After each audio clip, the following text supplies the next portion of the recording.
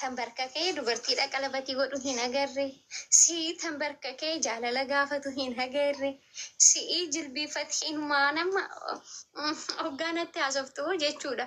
Waan hoona bira jiraattanii waanuma jechuudha. Odoon harrukutiin xaara jalaan nagechuu wayiinatti fakkaata. Akkuma walii galaatti dhiirri Oromoo jaalala hin beektan jennee bira dabarre waan ta'eef waa'ee jaalalaa dhiira Oromootirra yoo sin jaalanne illee akkasumatti jennee wajjin jiraanna malee hooma sinirraan eenyu waan ta'eef.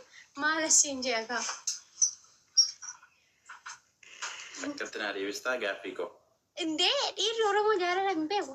Ija kinoo amma dhiirri Oromoo yeene huddi, yeene fiqir, hoodiyyee, hanjatee, chaabiskiiniin kee irraan bareedu, kuuliin kee irraan taane, homaan heerii kee qayyari. Hin beektas yoo akkana siniin jedhan kun yaadarra hin jiru jettu.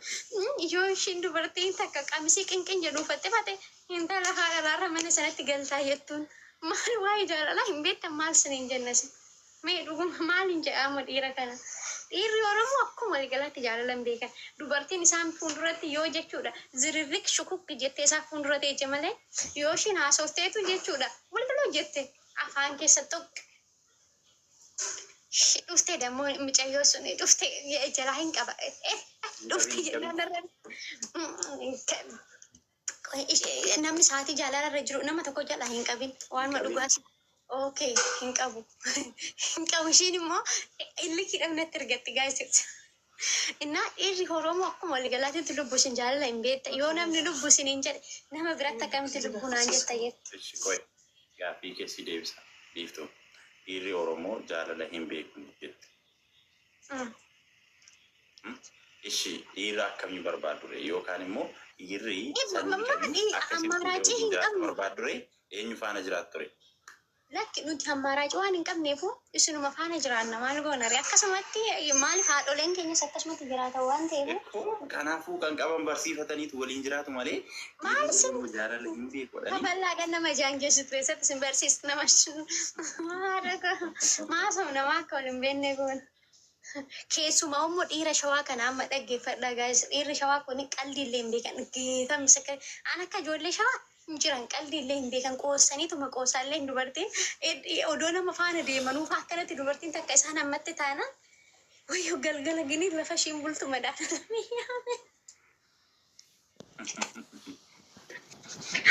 gaa'is geetan an akka keenyammoo hinuma faaraa miti gaa'is hillikiidha ta'ee. Bakka inaarsa ta'ee maal sin godha garuu lubbuu meenatti. Ishi akkas godha. Dhiirri Oromoo jaalala hin beeku. Shamarran Oromoo jaalala beekti. Beekti garuu eewutu ishii barsiisa. Ilmi faarraa laantee barsiisa. Ani amma beeku shamarran Oromoo jaalala beektiif hin beektu ishiyyuu nama hunda ittiin madaalee hin beeku. Madaalees hin beeku. Sababni isaa nama madaaluu danda'u nama tokko qofaadha miti. Namni tokko kun jaalala hin beeku yoo ta'e nan barsiisa. Ittan agarsiisa jechuudha. Hin beektu malee tumti mataa keetiin dura maal laatu? Maatti na beekta. Hin beektan ikkoo kanaafuu okay jaalala biraa keessatti qabda jechuudha gaa. Nama akkasii gaafatu.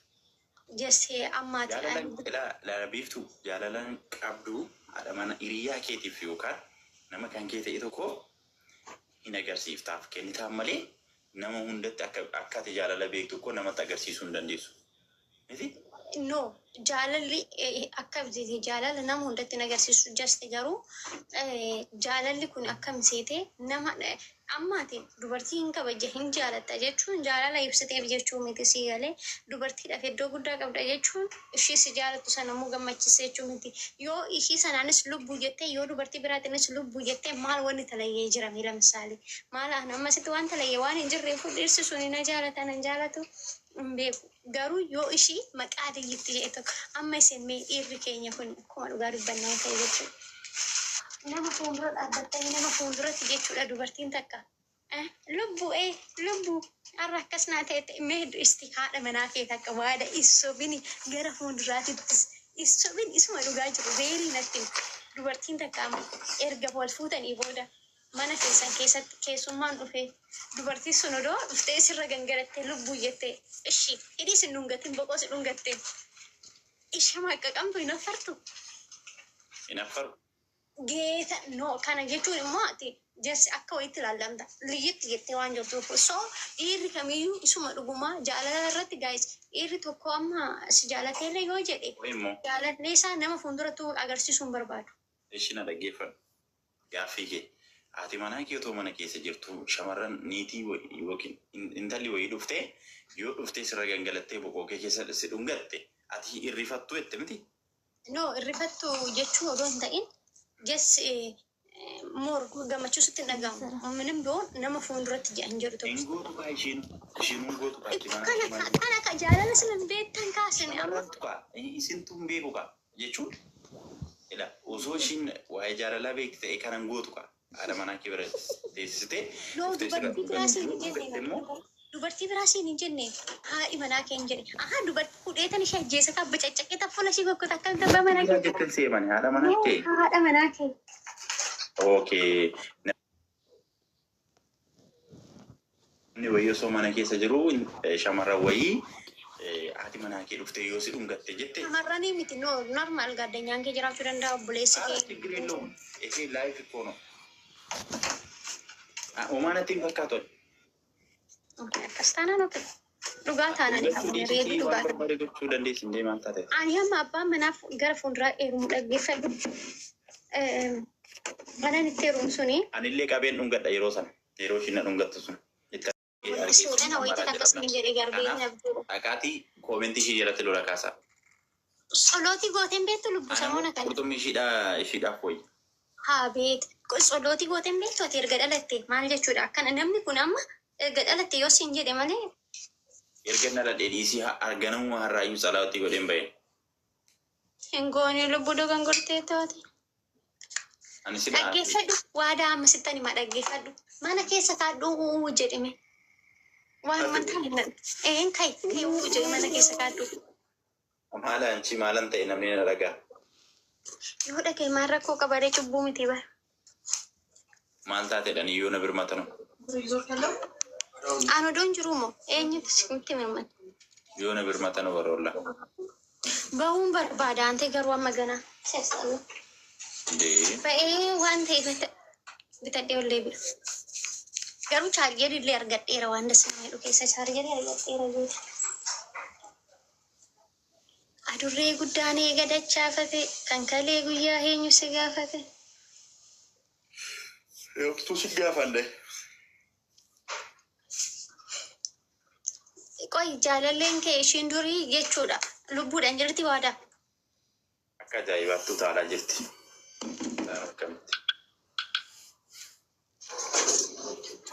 Si dubbisti waynee.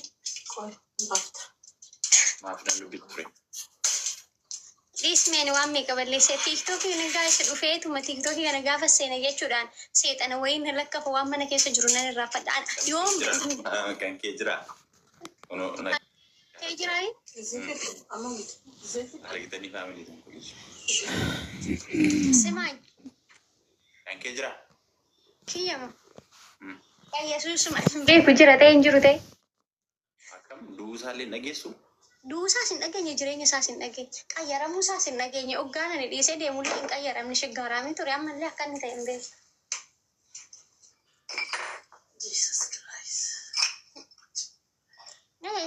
Guys hin qabu homaa ture qayyaramiin qayyaramna hin hojjenna jedheen ennaan hin dide haatillee jedheen hin kadhadhee dadhabe waan biraa dhiisu.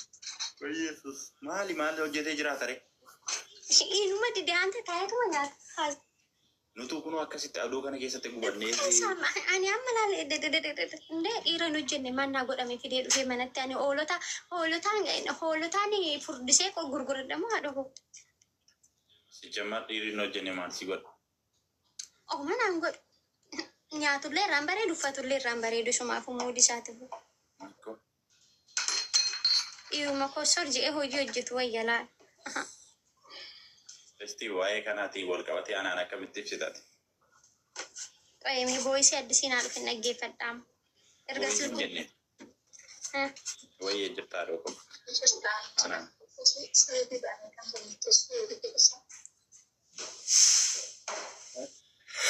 Ooyyee buchu sagaleen kee dhagahamu irra deebii naa qabe mi'a nama biiftudha. Natti. Maal jettee? Anaan kanaa wal qabatee akkamitti na ibsitaan siin jedhe. Simoo maal jechuudhaani maal tasii argare simu? Akkam? Ammas si argatte ture garuu. Okay, ittiin dhuguufis barate. Maal jette? Walirraa bareedduu. Waan gaaffii na si gaafadhe na deebisi. Maal naan jette waa damee qoy amma laphee tokko na gaafadhu mee lubbu.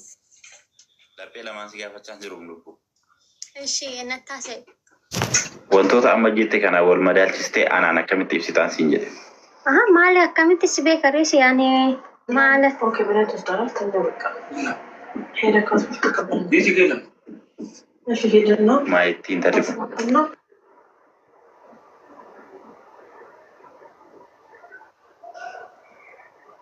كومنتي جرت بريسا مي هذا جيب.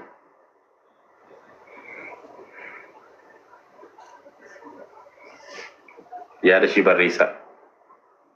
نادي بسوري جديد تيجي. تبا كان تبا نانس لايف الرين بابكا. Saatiin irraa gahee taanaan. Saatiin irraa gahee taanaan. Saatiin irraa gahee kan garmi miknaatu saatii kana.